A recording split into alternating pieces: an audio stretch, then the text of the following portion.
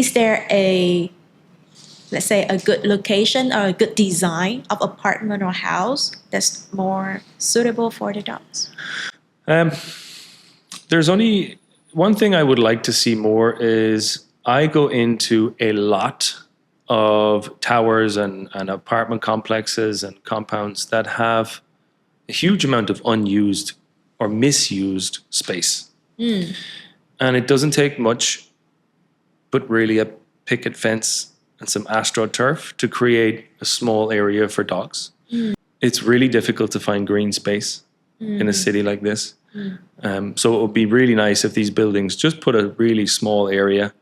They often put in tennis courts and basketball courts, and swimming pool is fine and all these kind of things, but there is space there that you could put a small area where your dogs could go. So buildings could really do good by their residents. They would be way more popular as a building to move into by newcomers if they had services like that.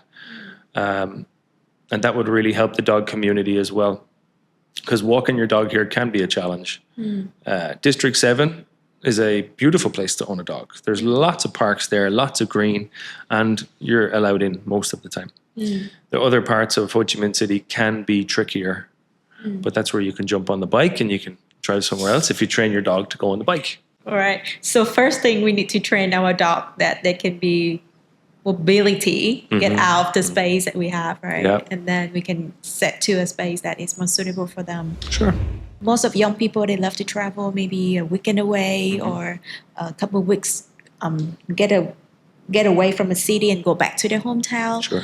Do you recommend them to bring along their dog, or should them leave the dogs at the hotels or another service? That's a really good question with a two-sided answer. Okay.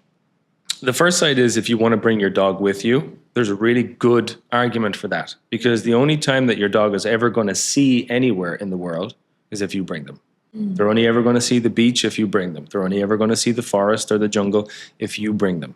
They're only ever going to see your hometown if you bring them. But if it's not feasible to do that, then there are other services that are really, really good, such as dog hotels and boarding places. And then you also have in-home pet sitting for dogs who are just not good at hotels.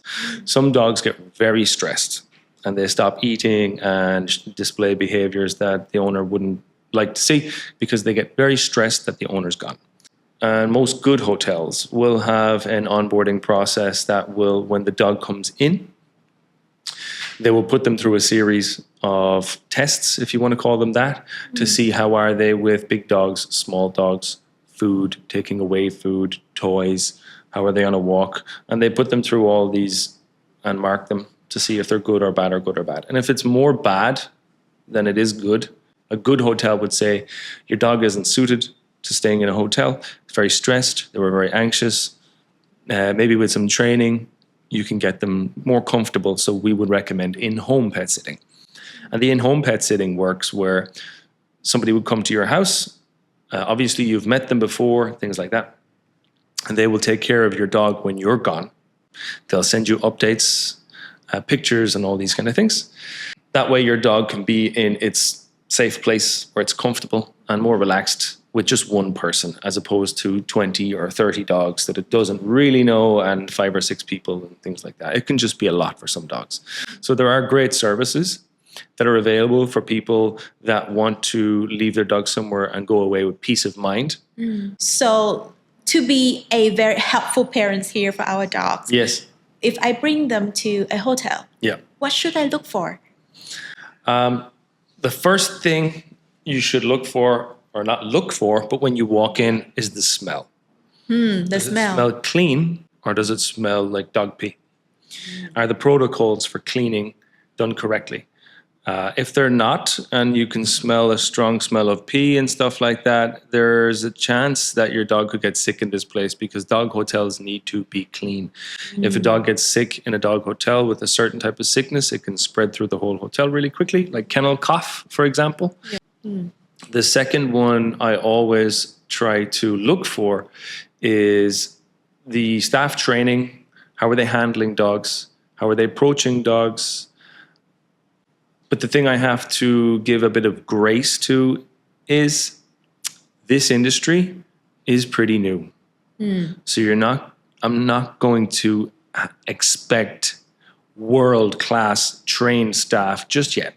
But I want people who are passionate about dogs, who understand dogs' body language. This is number one. A good example I can give you, let's say this is a dog. Most people, when they want to pet a dog, they put their hands straight down.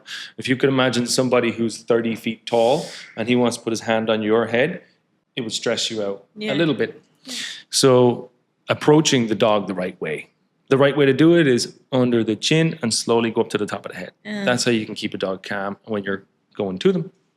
But you want to let the dog come to you. You want to let the dog sniff.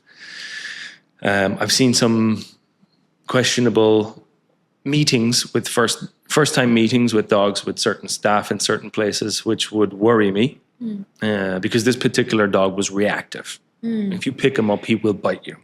The very first thing that this particular person went to do was pick him up.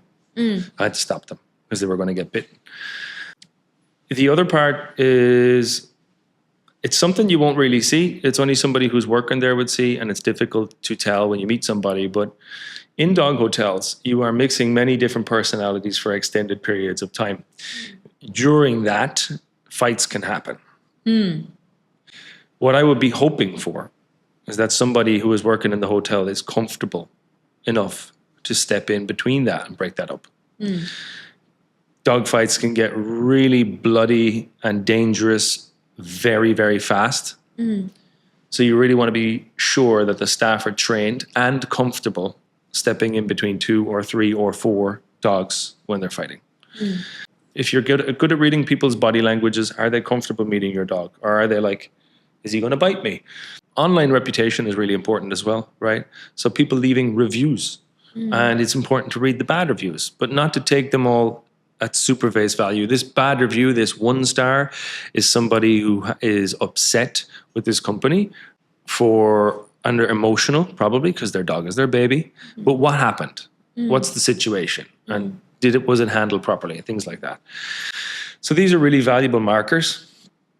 And also, if you can, have a tour of the facility at some point, or video or something, like how are they keeping the dogs? Are they keeping teacups with large dogs? Or are they separating them into sizes when it becomes too much? Now you can have small dogs, medium dogs, and they play and blah, blah, blah. But you can't put huge dogs in with little dogs because they don't understand playing like that, and the little ones could get hurt, and then you have a whole host of other issues. So it's important to see the facility itself if you can, see how the dogs are playing, and then smell and staff. Body language, be main one.